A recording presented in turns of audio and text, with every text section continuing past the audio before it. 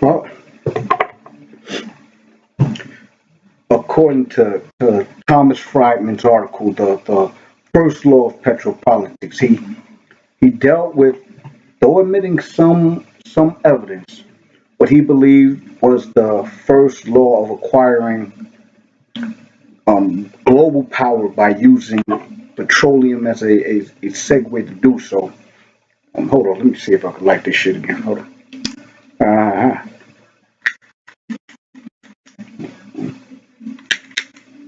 okay, I guess I can't. But anyway, Friedman would conclude, based on empirical studies, that the price of oil and the pace of freedom always moved inversely, meaning societies with an economy tied to oil will be less likely to sustain democratic rule.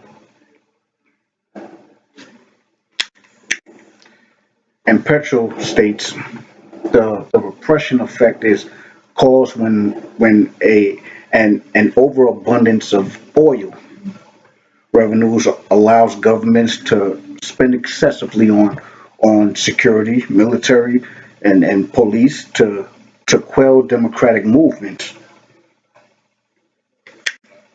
Shit. Excuse me.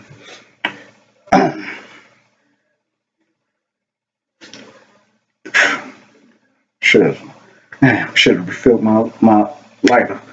Anyway, the previous segues into what I'd surmise to be the second law of petropolitics, the weaponizing of petroleum gain economic growth whilst adversely affecting the economies of other nations. Moreover, petrolist states weaponizing oil was done after and even before the Yom Kippur War between Egypt, Syria, and Israel, which I believe happened in 1973. During that time, OPEC would announce substantial reductions in their oil production until the total withdrawal of Israeli forces would commence in all Arab countries at the same time. OPEC would fully embargo the United States and as well as many other nations, including the Netherlands. OPEC weaponized oil supplies in order to force economically powerful countries to conform to the oil cartel's political demands. Now, right here again.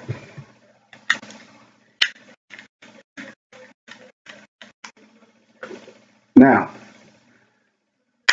juxtaposing the second law of petropolitics with China's unrestricted warfare, it would be quixotic to believe that the CCP is not, to an extent, implementing the weaponizing of oil to economically affect um, um, prominent global actors, causing a power vacuum that could help China become the non-pareil global power. Keeping the keeping this in mind, unrestricted warfare talks about using a long range of strategies that are unorthodox because it does not necessarily include military action. It does consist of economic, technological, trade, um, biowarfare, and propaganda, and every other facet of an adversary's culture. Additionally,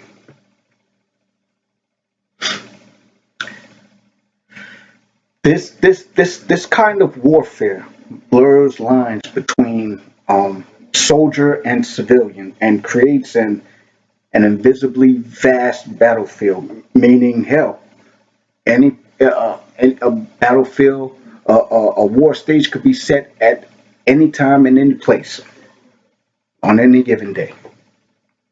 Anyway, furthermore, when you understand the when you understand how minerals such as petroleum and resources such as petroleum and other others are linked to political and economic power, you'll begin to ascertain why the CCP strategy is tied to oil and that China's relationship with OPEC is not by happenstance, but rather it is auspicious and very calculated.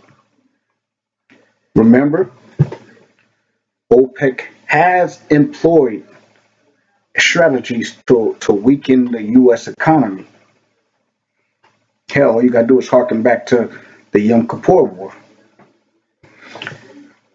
It is it is important to realize that the second law of petropolitics supports the concept. The friend of my enemy is also my enemy. For example, you have you have OPEC. It controls approximately 70% of the world's oil, and it is widely assumed that they secretly reserve extra barrels for nations the organization is friendly with, you know, like Russia, a JMMC member, and China. And mind you, both of those nations, China and Russia, are very close allies. Additionally, speaking of allies, Iraq and Iran, two members of OPEC, have signed on to China's One Belt, One Road program. Iraq and Iran have immense underdeveloped oil and gas reserves, which makes their signing on the Chinese program a geopolitical cornerstone for China. Furthermore, the CCP was always aware that that petrolist states with vast oil reserves like Iraq, Iran, and Saudi Arabia have much ire for the U.S. Much like China does. So they get along just great. Some could suppose um, Wilsonianism um, of the United States contributed to this. Thus, uh, a very a very good question: is China using Arab chagrin for the United States as leverage to gain global power? Additionally, the second law of petropolitics can be analyzed by what what political scientists call the game theory. China's unfair trade practices led to the China-U.S. trade war, and I believe 2016. I'm guessing could be wrong, but I know I'm right. You see, President Trump's actions led China to impose tariffs on U.S. soybeans and mitigate oil purchases from the United States and found other oil suppliers. Also, the trade war has had an unpleasant effect on the U.S. oil industry. This makes OPEC Plus a major winner in the trade war because places like Saudi Arabia and Russia could become suppliers of oil to countries the U.S. once supplied. Furthermore, the latter and the combination of COVID-19 and OPEC's oil BPD cuts can lead to higher prices for U.S. oil prices for U.S. consumers, and that can be that can cause Trump a lot of headaches during his reelection. Now, Sino-African geopolitical relations are, for the time being, good, I guess. However, U.S. African relations are fickle at best. There's no better example than OPEC members in Africa. Starters. Where are Algeria? Algeria has had a complex relationship with the United States. Some presidents would acknowledge the country's independence, while others still believe that the nation belongs to France, based on the colonialism that was going on between with France and how they colonized Algeria. Conversely, China has forced a Sino-Algeria relationship to amass oil and other energy reserves from the country by having Algeria join the One Belt One Road initiative. Additionally, some say that Trump's administration indirectly played a part in that. Uh, quite good. Okay, well, okay. Uh, Also, you have Angola. Angola is an example of what Friedman would call the Dutch disease, or the paradox of plenty, which explains China's pragmatic and quid pro quo relationship with the country. The CCP has thrown major financial support behind Angola's infrastructure, telecommunications, health, and education in order to receive a percentage of the country's oil blocks, and of course other resources. But the main goal is to acquire their oil, or a percentage of it rather. Also, much like the former nation, Angola has signed on to the One Belt One Road initiative, and to just to be through with all this ballyhoo and this rigmarole. Let me just say, notably, all 13 countries, all 13 OPEC members are also part of China's One Belt One Road initiative. For China, this is a strategic play for acquiring geopolitical power. Furthermore, it also fulfills the CCP's notion of unrestricted warfare.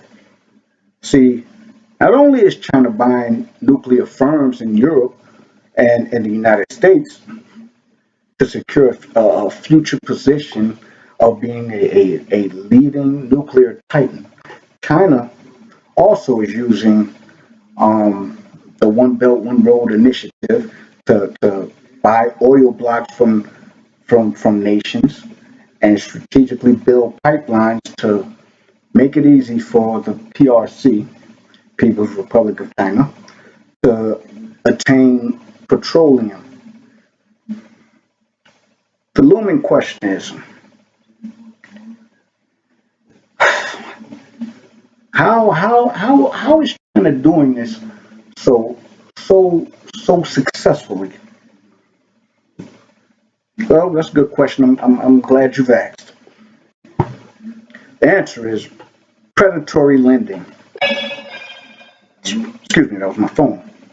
See, China's banks, such as the China Development Bank and the Export Import Bank of China, gives credit lines to One Belt One Road initiative countries that are so high with astronomical percentage rates.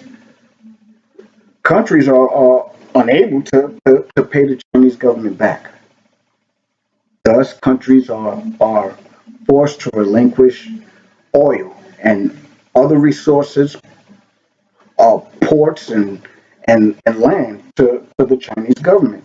This is what they have to do because they can't pay that shit back. But but this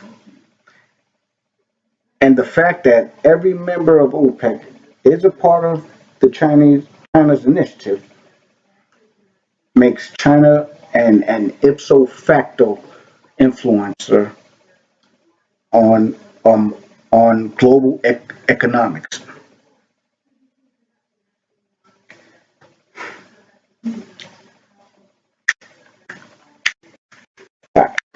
Shit.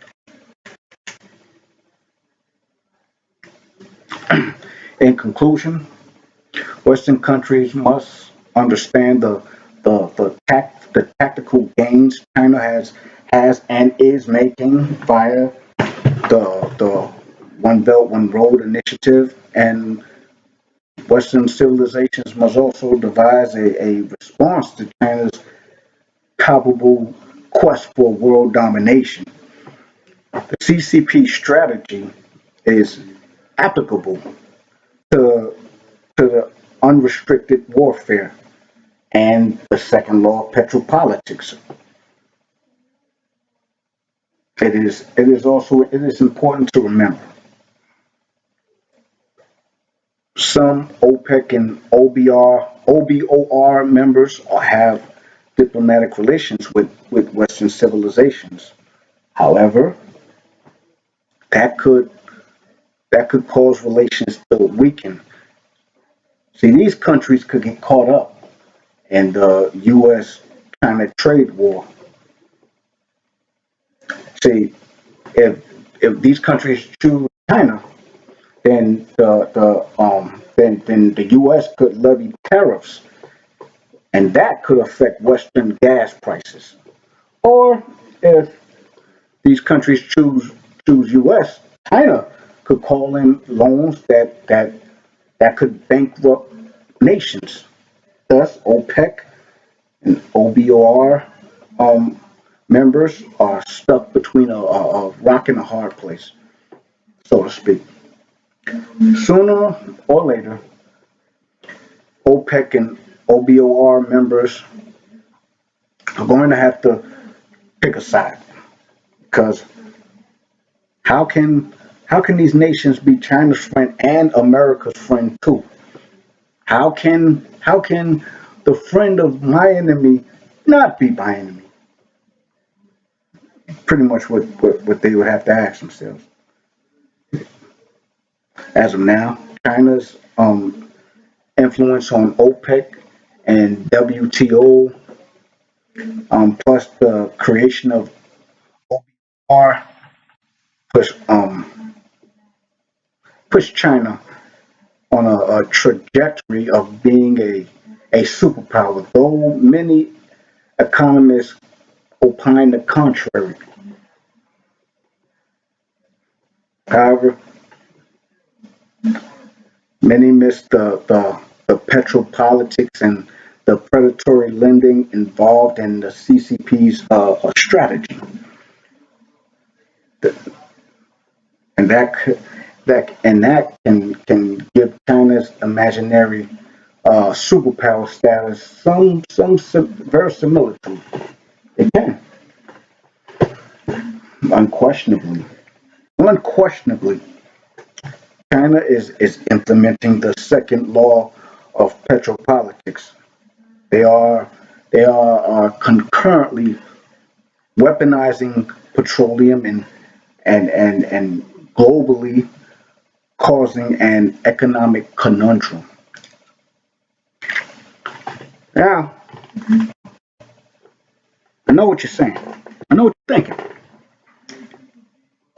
You're thinking,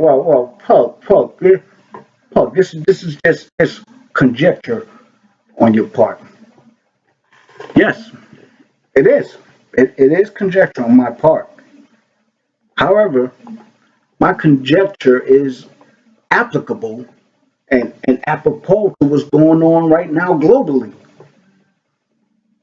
So though it might be conjecture. This may be something I may be surmising. Doesn't mean it's far fetched.